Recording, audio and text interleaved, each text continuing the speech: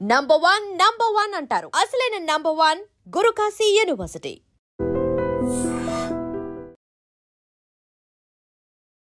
వేట కొడవలితో కన్న తల్లిని అత్యంత దారుణాతి దారుణంగా పాశవికంగా నరికి చంపేశాడు ఓ కసాయి కొడుకు. ఏలూరు జిల్లా కొయ్యలగూడెం అశోక్ నగర్లో ఈ దారుణమైన ఘటన ప్రతి ఒక్కరిని తీవ్ర కలవరపాటుకు గురి చేస్తోంది. అసలు కన్న తల్లి తండ్రి అంటే దేవుడు అన్ని చోట్ల ఉండలేకే ప్రతి ఒక్కరికి కూడా కన్న తల్లిదండ్రులను ఇచ్చారు. ఎందుకంటే వాళ్ళు పెట్టినటువంటి ఎఫర్ట్స్ వల్లే ఈరోజు మనం ఇంత ఫ్రీడమ్గా కావచ్చు, చాలా స్వేచ్ఛగా బ్రతకగలుగుతున్నాం, చాలా ఉన్నతంగా ఎదుగుతున్నాం. కానీ కొన్ని ఘటనల్లో ఆస్తుల కోసం కన్న తల్లిదండ్రులను హత్యలు చేస్తున్నారంటే ఇలాంటి దుర్మార్గుల్ని ఏమనాలి, ఎలా శిక్షించాలో కూడా అర్థం కావటం లేదు. సో ఇలాంటి వాళ్ళ కోసం కొత్త చట్టాలు ఏమైనా కఠినంగా రావాలా అని అనిపిస్తూ ఉంటుంది. ఈ దృశ్యాలు ప్రతి ఒక్కరిని తీవ్రంగా కలిచివేస్తున్నాయి. ఆమె జక్కుల నరసమ్మ, ఆమె కొడుకు శివ, అలాగే ఆమెకి కూతురు కూడా ఉంది. అయితే ఈ కొడుకు శివ వ్యసనాలకు అలవాటు పడ్డాడు.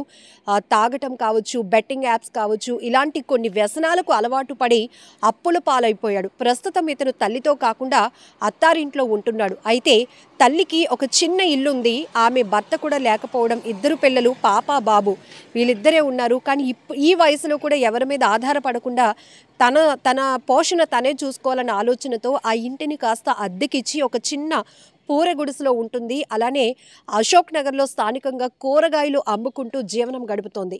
అలాంటి తల్లిని ఈ వయసులో కూడా ఎలాంటి కష్టం లేకుండా తల్లిని చూసుకోవాల్సినటువంటి పరిస్థితిలో ఈ కసాయి కొడుకు తన అప్పులు తీర్చుకోవటం కోసం ఆమె పైన తీవ్రంగా ఒత్తిడి చేస్తూ వస్తున్నాడు. ఆ ఇంటిని అమ్మేసి తనకి డబ్బులు ఇవ్వాలని గత కొన్ని సంవత్సరాలుగా కూడా ఆమెపై తీవ్రమైన ఒత్తిడి చేస్తున్నాడు. అయితే ఇంతకు ముందు కూడా తన తల్లిని ఇలాగే తీవ్రంగా తలపై కొట్టి గాయపరిచినప్పుడు కూడా నేను ఇంటికి తీసుకువెళ్ళి నా తల్లిని బాగు చేసుకున్నాను. తర్వాత మళ్ళీ తను ఈ ఊరు వచ్చేసి ఇక్కడే కూరగాయలు అమ్ముకుంటుంది. కానీ తరచుగా నా అన్న తల్లిని ఇలా దాడి చేస్తూనే ఉన్నాడు అంటూ ఆమె చెప్తున్నటువంటి మాటలు కూడా ప్రతి ఒక్కరిని తీవ్రంగా కలిచివేస్తున్నాయి.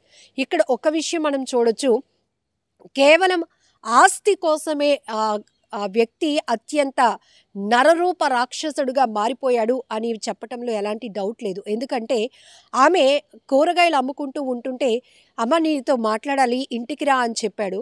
ఆ తల్లి అనుకుంది, అమ్మో నా కొడుకు ఏదో మాట్లాడాలి అంటున్నాడు అని ఎంతో సంతోషంతో ఆ షాప్ని పక్క వాళ్ళకి అప్పచెప్పి ఇంటికి వెళ్తుంది. ఇంటికి వెళ్తున్న టైంలోనే నడి రోడ్డు పైన అందరూ చూస్తుండగానే తనతో తెచ్చుకున్నటువంటి వేట కొడవలతో ఆ తల్లి వెనక వైపు నుంచి వెళ్ళి తలపై అత్యంత పాశవికంగా కొట్టి చంపేశాడు. ఆమె ఆ గాయాలకి రక్తం కారుతూ కిందన పడిపోయినా కూడా ఇంకా అతను కసి తీరలేదు. అతనిలో ఉన్నటువంటి ఒకే ఒక మోటో ఏంటంటే డబ్బు కావాలి. అక్కడ పోతోంది, నేను కొడుతోంది తల్లిని, తను లేకపోతే నేను అనాథనైపోతానేమో, తల్లి లేని వాడిని అయిపోతానని కనీసం విజ్ఞత ఆలోచన కూడా లేకుండా అలా నేలపై పడిపోయినటువంటి ఆమెను కూడా మళ్ళీ అదే కత్తి తీసుకుని దారుణంగా కొట్టి చంపేశాడు. అయితే కొన్న ఊపిరితో ఉన్నటువంటి ఆమెను స్థానికంగా ఉన్నటువంటి హాస్పిటల్కు తీసుకువెళ్తే అక్కడ ప్రాథమిక చికిత్స అందించిన తర్వాత మెరుగైన వైద్యం కోసం కాకినాడ ఆసుపత్రికి తరలించగా ఆమె చికిత్స పొందుతూ మరణించింది. చాలా దారుణాతి దారుణం. నడి రోడ్డుపై జరిగినటువంటి ఘోరం ఇది. అందరూ చూస్తున్నారు. ఇంకొక వైపు అంత దూరంలో ఒక తల్లి తన కూతురుకో కొడుకో కళ్ళు కూడా మూసేస్తోంది. అంటే అలాంటి దృశ్యాలు మనం అసలు చూస్తామా అంటే సినిమాల్లో చూస్తాం, కానీ అవి చిత్రీకరించే దృశ్యాలు అయినప్పటికీ కూడా చూడటానికి కూడా మనకు వణుకు పుడుతుంది. అమ్మో ఇంత దారుణంగా ఉంది, పిల్లలకి ఇవి చూపించకూడదు అని. సో ఇప్పుడు రియల్ లైఫ్లో ప్రాక్టికల్గానే నడి రోడ్డుపై అందరూ చూస్తుండగా స్థానికులు కూడా ఉన్నారు అని భయం లేకుండా, తర్వాత నన్నేం చేస్తారు అని కనీసం విజ్ఞత కూడా లేకుండా విచక్షణ కోల్పోయినటువంటి ఆ కసాయి కొడుకు నరరూప రాక్షసుడుగా మారిపోయి ఆ తల్లిని పొట్టన పెట్టుకున్నాడు.